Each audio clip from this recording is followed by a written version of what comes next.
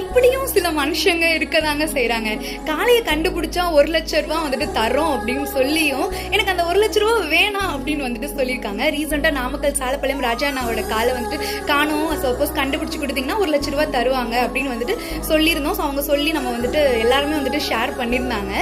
நம்ம கட்டிக்குளம்லாம் பக்கத்துல வேலங்குளம், பீலிக்குளம் கடை வந்துட்டு இருளப்பலன்னா, ஸோ அவங்க வந்துட்டு கடையில தான் வந்துட்டு இருந்திருக்கு ஃபைனலா. ஸோ அப்போ வந்துட்டு நிறைய பேர் வந்துட்டு கேட்டு வராங்க. ஸோ ஒரிஜினல் டிடிலாம் வந்துட்டு காமிச்சாதான் வந்துட்டு இது பண்ணுவோம் அப்படின்னு வந்து சொல்லும்போது சிவகாசி தம்பி தான் வந்துட்டு கால் பண்ணாங்க. ஸோ அவங்களுக்கு நான் அவங்களோட நம்பர் வந்துட்டு கொடுத்துருந்தேன்.